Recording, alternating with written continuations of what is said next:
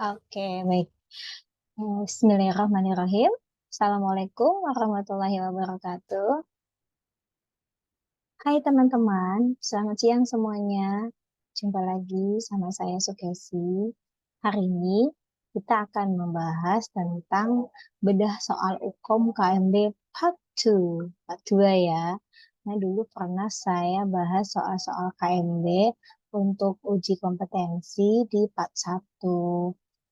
Nanti teman-teman bisa buka aja di video di channel YouTube-nya Mas Pesi. Oke, sekarang kita mulai aja nih ya. Bedah soal KMB Part 2. Nah, ini ada kasus nomor 1, yaitu seorang perempuan umur 35 tahun dirawat di ruang bedah saraf dengan pasca kraniotomi, yaitu pasca bedah pada bagian kepala ya. Hasil pengkajian, pasien tampak hemiparase kanan. Jadi dia tidak bisa menggerakkan di sebelah kanan ya, tangan kanannya ini tidak bisa digerakkan ya, lemah dan tidak mampu menggerakkan tubuhnya. Kemudian otot ekstremitas kanan tidak mampu mengangkat lengan dan kaki. Ya, tapi kaki ini masih bisa digerakkan ya. Di sini untuk pertanyaannya, berapakah nilai kekuatan otot pada pasien tersebut? Nah, option A itu 1, option B 2, option C 3, option D 4, kemudian yang option E 5. Ayo, kira-kira apa nih jawabannya teman-teman? Nah, kalau kita ngomongin jawaban, di sini kan pertanyaannya diminta kekuatan otot pada pasien ya. Masih ingat kekuatan otot ada berapa? Ada 5. Nah, teman-teman ini harus bisa mengetahui dulu kekuatan otot ya. Nanti bisa menebak soal ini. Baik, kita bahas untuk jawabannya ya. Nah, ini untuk jawabannya. Ternyata jawabannya B ya. Jawabannya B. Jawabannya B itu berarti tadi apa soalnya? Pertanyaannya. Berarti jawabannya 2 ya. Kenapa 2? Nih kita bahas ya. Oke. Penurunan kekuatan otot merupakan gejala neurologis yang umum terjadi ya. Misalkan nih pada stroke, meningitis, dan cedera kepala. Kelemahan otot itu ditentukan dengan skala kekuatan otot, yaitu ada 0, tidak ada tonus ya, tidak ada kontraksi. Kemudian ada 1, terdapat tonus tapi tidak ada gerakan. Jadi kalau yang 0 ini benar-benar tidak ada kontraksi sama sekali ya. Kalau yang 1 ini ada tonusnya tapi tidak ada gerakan ya.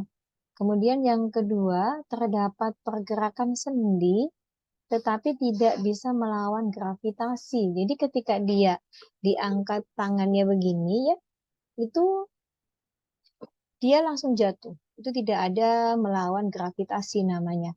Tapi kalau ada pergerakan, dia sedikit-sedikit bisa bergerak, walaupun lemah ya. Makanya tadi di soal dapat bergerak tetapi lemah gitu ya. Oke. Kemudian nomor yang 3 itu dapat melawan gravitasi tetapi tidak dapat menahan ya. Yang 4, pergerakan dapat menahan, tahanan, ringan sampai sedang. Kalau yang kekuatan otot 5 itu normal. Pada pasien-pasien yang tidak mengalami masalah pada ini ya, kelainan kekuatan otot ya. Nah, itu ya teman-teman. Jadi nomor 1 itu jawabannya adalah 2 ya. Di sini kenapa? Karena di sini dapat mengangkat lengan dan kaki gini ya, namun masih bisa bergerak nih ya di sini nih. Tidak mampu mengangkat, kan dia tidak mampu mengangkat tuh ya. Tapi dia bisa bergerak walaupun sedikit ya gitu. Oke deh, kita next untuk nomor kasus kedua. Nah ini ya, kasus nomor 2. Kalau tadi yang nomor 1 tentang kekuatan otot ya.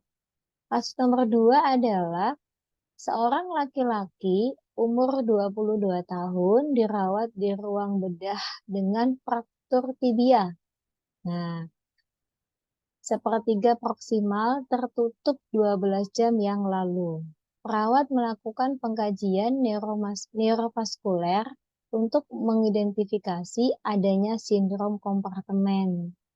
Nah, kalau kita ngomongin fraktur tibia berarti adanya di daerah mana? Daerah betis ya, daerah kaki bagian betis gitu. Di situ ada 2 tulang ya, ada fibula dan tibia. Kemudian di sini fraktur tertutup. Nah, pasiennya sudah 12 jam. Jadi mungkin ini habis jatuh, kemudian dirawat di ruang bedah selama kurang lebih 12 jam lalu tuh dia mengalami fraktur. Nah, ternyata ketika perawat melakukan pengkajian, di sini ada tanda-tanda sindrom kompartemen. Ada yang tahu ya nggak sindrom kompartemen itu yang kayak gimana? Nah, di sini pertanyaannya adalah apakah data fokus pada kasus tersebut? Data fokus nih yang ditanya ya. Yang A, eritema pada area fraktur. B, edema pada sekitar area fraktur. C, perubahan warna kulit dari pucat ke sianosis. D, nyeri progresif tidak hilang dengan analgetik. E, daerah di sekitar lokasi fraktur terasa lebih hangat. Oke, baik. Kita buka jawabannya ya. Untuk pembahasannya adalah D. Apa kira-kira tadi D jawabannya? Nyeri progresif. Nyeri progresif itu adalah nyeri cepat yang tidak bisa hilang dengan analgetik. Jadi, pada pasien sindrom kompartemen itu, dia mengalami nyeri, tetapi nyerinya sangat ini ya, sangat nyeri, bahkan nyeri itu tidak bisa hilang dengan analgetik. Kenapa? Nah, sekarang kita di pembahasan. Sindrom kompartemen adalah kondisi yang disebabkan oleh peningkatan tekanan di dalam kompartemen otot. Sindrom kompartemen dapat ditandai dengan nyeri otot hebat setelah cedera atau saat berolahraga. Kompartemen adalah bagian yang terdiri dari jaringan otot, pembuluh darah, dan saraf. Kompartemen dibungkus oleh membran fasia yang tidak dapat mengembang. Jadi makanya kalau pasiennya itu terjadi trauma, misalkan jatuh dari saat olahraga atau mungkin saat aktivitas gitu ya, bisa aja kepleset. Nah, terus kena bagian tulang gitu ya. Terus kemudian kan di situ terjadi adanya nyeri kan, nyeri pada bagian yang terjadi cedera kan. Nah, ketika nyerinya traumanya itu, benturan itu mengenai jaringan otot, pembuluh darah dan saraf, itu akan sangat nyeri ya, nyeri yang sangat hebat. Nah, disitulah terjadi sindrom kompartemen. Apabila ketika saat jatuh pasien yang terkena adalah jaringan otot, pembuluh darah dan saraf gitu. Sedangkan otot, pembuluh darah dan saraf ini kan tidak bisa mengembang ya. Jadi kalau dia terasa nyeri, yang terjadi ya tadi eh, dikasih obat pun juga nggak bisa hilang gitu. Jadi, sindrom kompartemen ini terjadi akibat pembengkakan tadi ya, pembengkakan pada kompartemen karena fasia tidak dapat mengembang. Pembengkakan tersebut akan menyebabkan tekanan di dalam kompartemen meningkat. Jika tidak segera ditangani, aliran darah dan pasokan oksigen akan berkurang. Akibatnya dapat terjadi kerusakan pada otot dan saraf.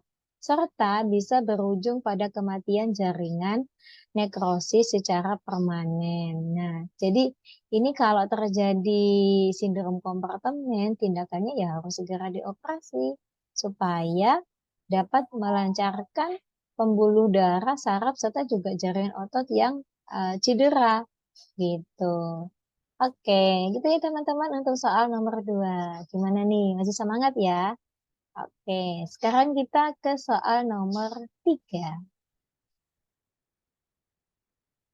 Nah, ini soal nomor 3.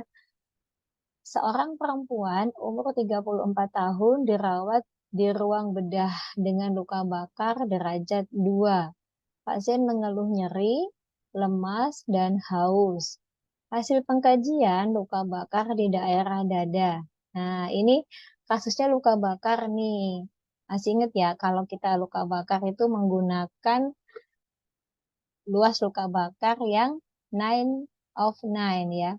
Rule of 9 ya, maaf. Rule of 9. Jadi menggunakan kata 9 gitu. Di sini luka bakarnya di daerah dada, tangan kanan, dan paha. Pertanyaannya, berapa persentase luka bakar pada kasus tersebut? Kalau dihitung dada 9, tangan 9, paha 9, 9 kali 3 berarti totalnya 27. Ya, benar sekali. Oke, nah ini ya.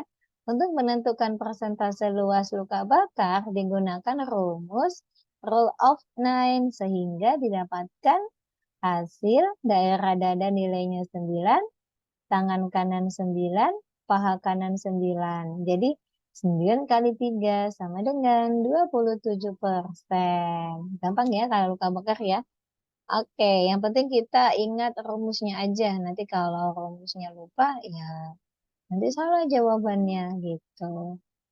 Nah, sekarang masuk lagi ke soal nomor 4. Ya, nih soal nomor 4 di sini ada seorang laki-laki umur 64 tahun dirawat di ruang penyakit dalam dengan keluhan sesak nafas dan kedua kaki bengkak. Nah, di sini keluhannya ada sesak nafas dan kedua kaki bengkak ya.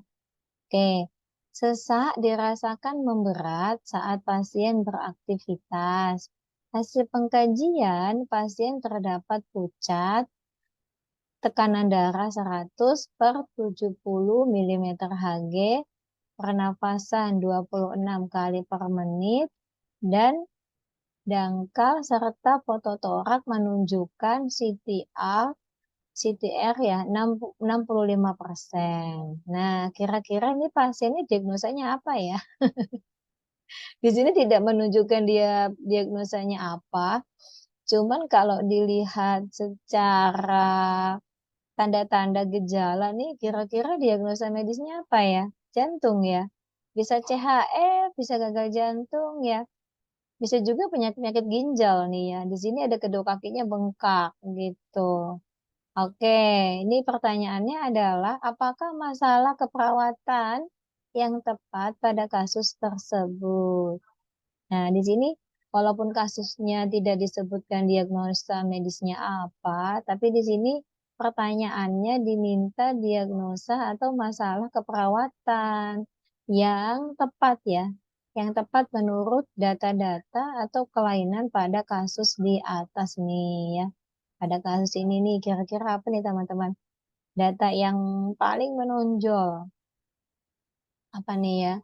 Diagnosanya di sini optionnya untuk jawabannya A. Intoleransi aktivitas, B. Gangguan perfusi jaringan, C. Penurunan curah jantung, D. Pola nafas tidak efektif, E. Kelebihan volume cairan. Nah, kira-kira apa ya? Apakah kelebihan volume cairan gara-gara kakinya bengkak? Bisa jadi, ya. Apakah itu masalah yang diprioritaskan? Nah, kita harus jeli dalam menangkap data. Oke, kita buka jawabannya. Ya, jawabannya C ya, teman-teman di sini ada tanda yang menonjol pada kasus itu adalah ketidakmampuan jantung dalam memompa darah akibat dari pembesaran jantung. Nah, diketahui di situ nilai CTR-nya lebih dari 50%. Artinya dia terdapat kardiomegali ya. Nilai CTR ini tuh didapat dari ya cardiothorax pression. Ini bisa dilihat nilai CTR-nya tadi 60% ya. Jadi di situ terjadi pembesaran jantung. Gini, akibatnya terjadi penurunan curah jantung kayak gitu ya. Nih, kalau kita lihat soalnya di sini ya, ada CTR 65%. Makanya ketika jantung ini mengalami pembesaran, tanda-tandanya dia akan sesak nafas. Kemudian di situ juga aliran darah tidak lancar. Nah, di sini juga berakibat kakinya bengkak, cairan juga tertahan di situ ya. Jadi masalah prioritasnya adalah bagaimana kita dapat supaya jantungnya itu bisa normal kembali ya. Ini nih. Jadi dia mengalami penurunan curah jantung. Jadi jantungnya itu sudah mengalami gangguan. Pada penurunan curah jantung ini biasanya pasien mengalami penyakit atau diagnosa medis CHF ya. Congestive heart failure, gagal jantung kongestif gitu ya. Oke deh, sampai sini bisa dipahami ya. Jadi kalau kita mau menjawab soal, itu harus jeli data yang dapat atau kita pastikan yang sekiranya itu menjadi tolak ukur ya. Oh, data ini valid nih untuk menegakkan suatu kelainan pada pasien. Jadi kadang bukan hanya sekedar ini ada semua sih pada pasien jantung itu dia juga mengalami lemes ya, intoleransi aktivitasnya juga dibatasi, bisa juga perfusi jaringan juga ya. Kemudian nafas juga di sini sesak nafas ya. Kelebihan volume cairan di sini juga kakinya bengkak. Tapi yang paling tepat ini kan gara-gara jantungnya ini ya, kebesaran. Jadinya dia mengalami gara-gara aliran darah jantung tidak bisa memompa darah dengan adekuat, akhirnya menyebabkan tanda-tanda seperti ini gitu. Jadi kalau jantungnya aliran darahnya bisa diatasi lagi, insya Allah tanda-tanda ini juga akan berangsur-angsur itu sembuh ya gitu. Oke, itu teman-teman untuk kasus nomor 4. Sekarang kita lanjut ke kasus nomor 5. Nih, nomor 5 di sini kasusnya adalah seorang perempuan umur 22 tahun dirawat di ruang bedah dengan pasca operasi appendektomi hari kedua. Pasien mengeluh nyeri pada luka bekas operasi dengan skala nyerinya 6 ya. Skala nyeri 6 masih ingat gak? Nyeri sedang ya.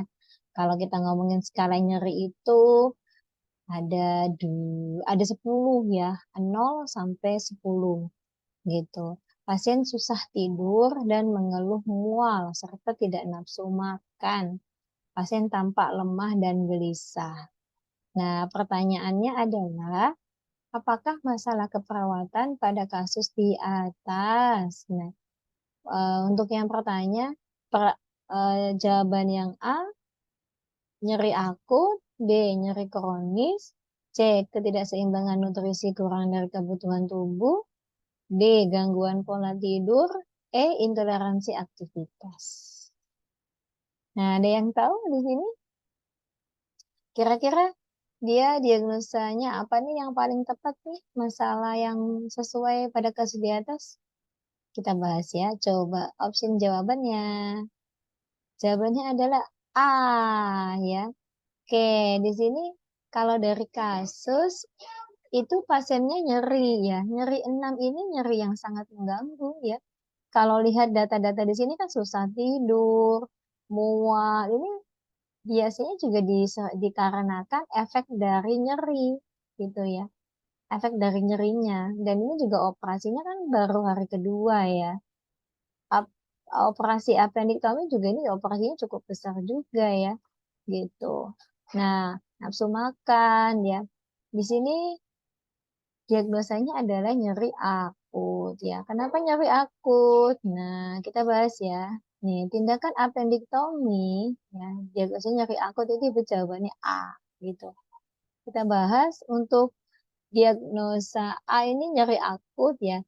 Tindakan appendektomi menyebabkan terputusnya kontinuitas jaringan kulit yang mensyarafi sehingga mengakibatkan rasa nyeri. Nyeri dapat mengakibatkan gangguan tidur, takut bergerak, mual, sehingga berdampak terhadap pemenuhan nutrisi gitu. Nah, kalau nyeri kronis itu terjadi lebih dari 3 bulan. Tadi kan nyerinya baru 2 hari ya, gitu. Kenapa dia masuk ke nyeri akut?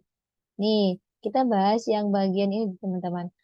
Tadi ya, kalau nyeri akut 1 sampai 3 bulan, nyeri kronis itu lebih dari 3 bulan ya, ininya ya, hari lamanya ya, kita bukan masuk ke skala nyerinya, tapi kita lihat lama waktunya nyeri ya, gitu.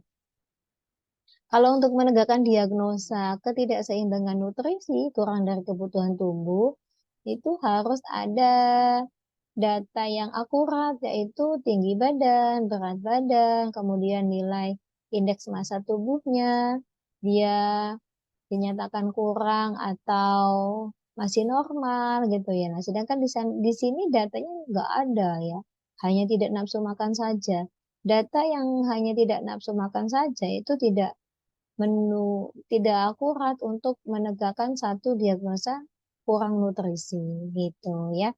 Sedangkan di sini ada gangguan pola tidur, hanya susah tidur, nggak jelas dia susah tidurnya itu berapa jam tidurnya dalam sehari. Dalam sehari pemenuhan tidur itu kan orang dewasa 7 sampai 8 jam ya. Jadi tidak bisa hanya dengan mengatakan data subjektif, saya nggak bisa tidur. Nah, sedangkan dia tidurnya cukup gitu ya. Dari misalkan 8 jamnya tercukupi gitu ya. Jadi kalau hanya datanya susah tidur, tidak bisa, harus ditanya dulu. Tidurnya jam berapa dalam 24 jam? Tidur siangnya apakah juga nggak bisa tidur malam? Tidur siangnya juga apakah dia masih bisa tidur? Gitu ya. Nah, intoleransi aktivitas. Kalau intoleransi aktivitas ini kan datanya juga terlalu ini ya. Pasiennya hanya, kan dia baru 2 hari memang memang tidak menjadi suatu masalah gitu ya. Walaupun tampak lemah. Ini juga bukan diagnosa yang prioritas yang harus segera diatasi. Oke, itu teman-teman untuk pembahasan 5 soal bedah UKOM pada pertemuan hari ini. Semoga bermanfaat ya. Nanti kalau ada yang belum jelas, kita bisa didiskusikan di kolom komentar. Terima kasih untuk waktu dan kesempatannya. Mohon maaf kalau ada salah. Saya akhiri. Wassalamualaikum warahmatullahi wabarakatuh. See you. Jangan lupa subscribe.